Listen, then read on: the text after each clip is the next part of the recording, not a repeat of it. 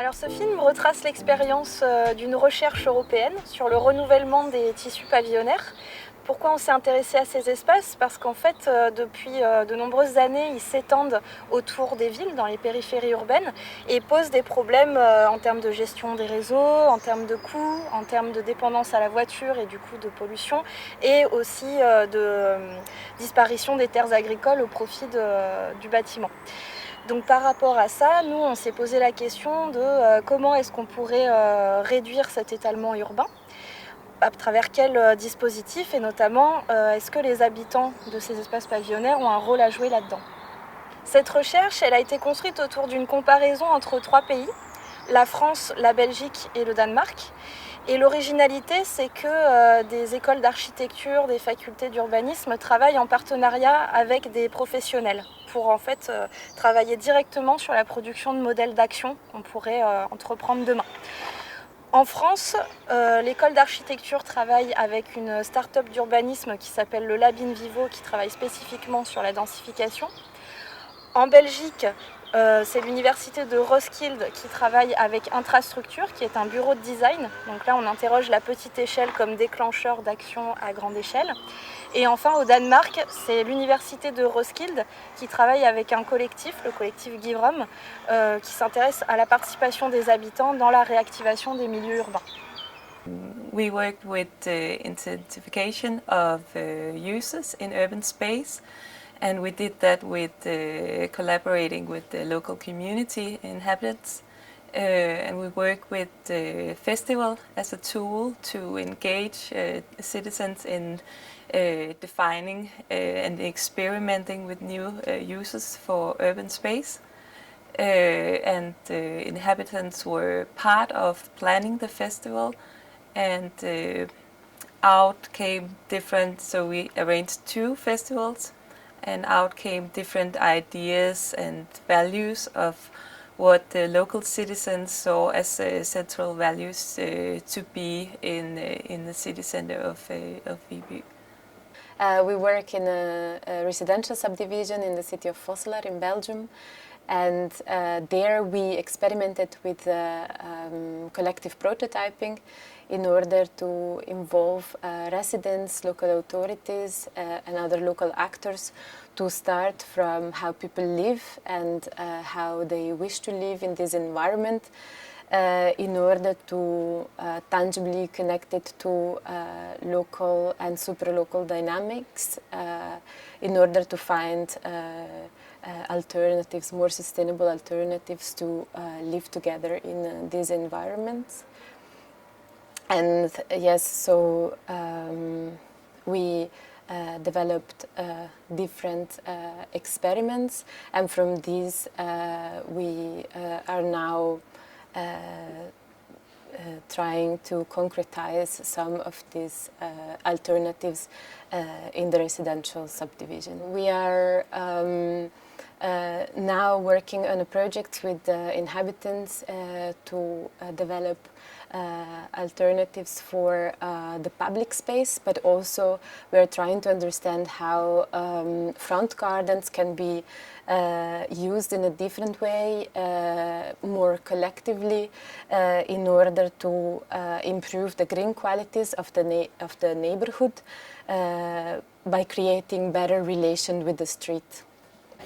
Yeah, this project has been architects, planners, sociologists, designers from 3 different countries, and I think that really gives an added value for giving new answers to the challenges of the suburbs in Europe. Yes, we hope that the Capacity project will help policymakers and designers to work with collectives active in residential subdivisions.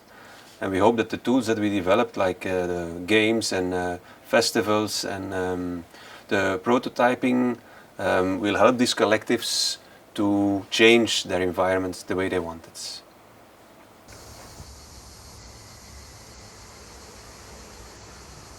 Ce film se concentre plus particulièrement sur l'expérience menée en France.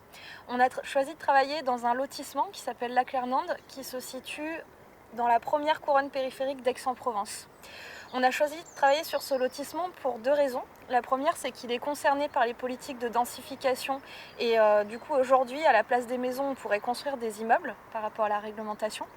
Et deuxièmement, c'est un lotissement qui est géré par une association syndicale libre. Ça veut dire qu'à l'intérieur du lotissement, il y a des règles privées qui s'appliquent. Donc il y a un conflit qui est intéressant et propice à réflexion entre le public, avec les plans locaux d'urbanisme, et le privé, avec les réglementations internes au lotissement. Il y a un enjeu fondamental, l'étalement urbain, le fait que les infrastructures deviennent inutilisées parce que la vie se déplace ailleurs, etc. Notre quartier est une vraie illustration de ça.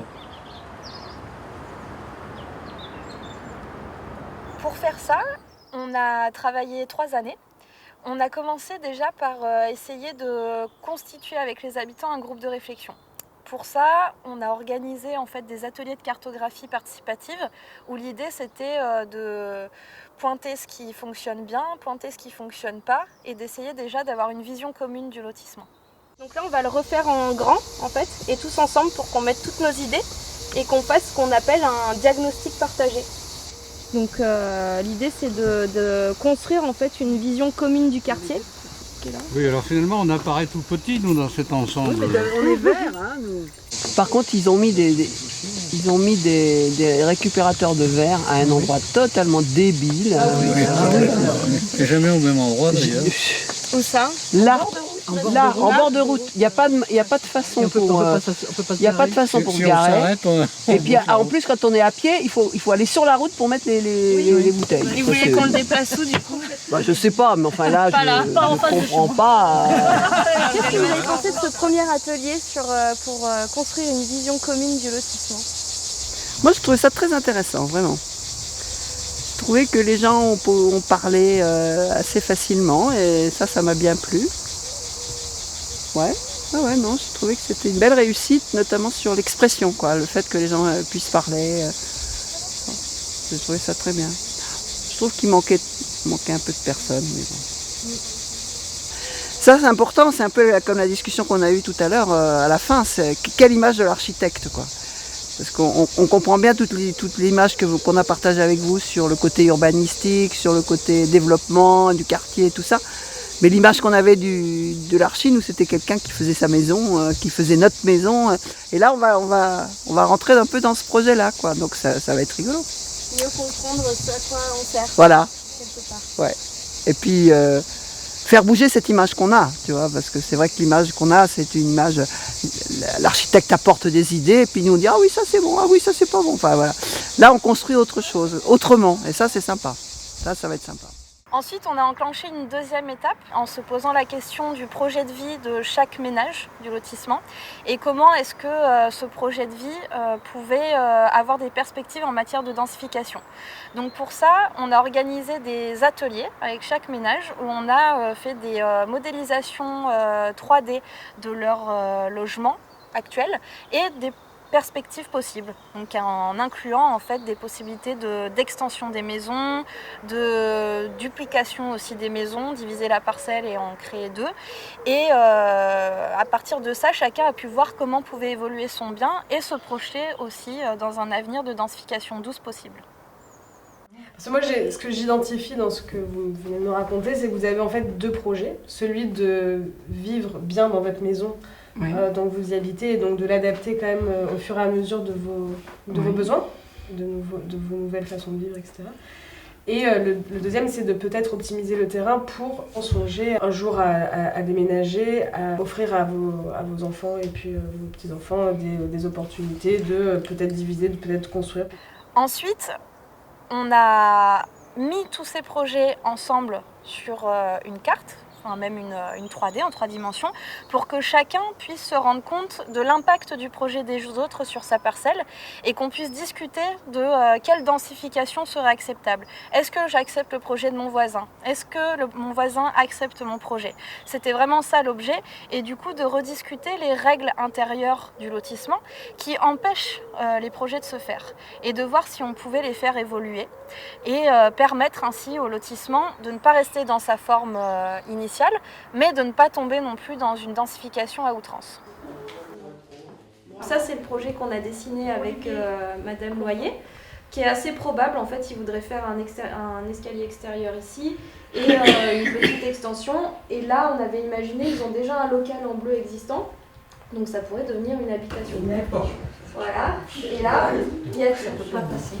Quelle densification, en fait, comment on ressent, disons, la venue d'une densification dans le lotissement. Mais là, c'est pas densifié beaucoup quand même. Oui, là, ça, tout à fait. C'est raisonnable. Et à partir de quand c'est plus raisonnable? Et voilà. Et oui. Non, mais la première question, c'est est-ce qu'on a besoin de densifier? Donc on peut se dire, oui, on aura intérêt à densifier parce que si on ne le fait pas, quelqu'un d'autre va le faire pour nous. Donc ça va densifier beaucoup plus. Donc c'est un peu là, enfin si j'avais bien compris, c'était l'approche maîtrisée. Mais après, on peut se dire, mais finalement, est-ce qu'on a besoin de densifier? L'avocat du diable. Hein. Aujourd'hui, on est dans un quartier où il y a une desserte par les transports en commun, qui pourrait être améliorée, qui va s'améliorer, je pense d'ailleurs, avec la clinique, etc. Il y a les écoles à côté, il y a les commerces à côté, et c'est vrai que les parcelles sont grandes. Voilà. Et pourquoi vous ne voulez pas garder des grandes parcelles? Oui, moi je me fais l'avocat du diable. La direction que aujourd'hui, pourquoi ne pas garder les grandes parcelles? Aujourd'hui, plutôt que de construire sur des terres agricoles, densifier un peu les sites existants, ça va dans la logique d'une meilleure gestion du territoire et des infrastructures qui ont été payées. Parce que les écoles, elles ont été payées. Oui. S'il n'y a que des retraités qui habitent autour des écoles, les enfants, soit ils ferment les écoles, oui, voilà, soit ils construisent des immeubles loin des écoles et les gamins ils viennent de plus loin. Quoi. Ne pas admettre qu'il peut y avoir une densification, il n'y a pas de raison. Moi-même, j'avais densifié au moment où j'ai étendu cette maison. Donc je ne suis pas pour opposer à une évolution, quoi, mais une évolution intelligente. Grâce à l'alternance de temps collectif et individuel, ce qui est intéressant, c'est que chacun s'est mis dans la perspective d'une densification possible. Et aussi qu'il y a une vision commune finalement d'évolution du lotissement qui a émergé. Donc les choix finaux des habitants sur comment est-ce que leur lotissement pourrait évoluer, c'est oui, on peut permettre des choses, pas forcément tout, donc il faut quand même faire évoluer la loi. Et il y a aussi eu une grande attention portée à la qualité finalement de ce qui les entoure, notamment la biodiversité. Et donc, un outil qui est ressorti de ce travail, c'est d'élaborer une charte collective, donc une charte du bien vivre dans le lotissement, pour pouvoir trouver des manières de le faire évoluer, tout en favorisant le cadre de vie des personnes qui habitent là. On a imaginé effectivement avancer sur une charte plutôt que modifier les documents, là, comme on a décidé ensemble. Et maintenant, il faut remplir en fait, les paragraphes. Quelles sont vos idées pour remplir les paragraphes? Mettre de la convivialité dans les relations de voisinage. Ce travail de recherche, pour avoir du sens, il fallait le mettre en relation avec les institutions publiques, pour qu'ils puissent devenir une aide à la décision et penser finalement comment est-ce qu'on peut travailler avec les lotissements de demain, les faire évoluer. Donc pour ça, on a organisé des ateliers avec l'agence d'urbanisme du Pays d'Aix et la municipalité pour leur présenter le travail collectif qu'on avait fait avec les habitants.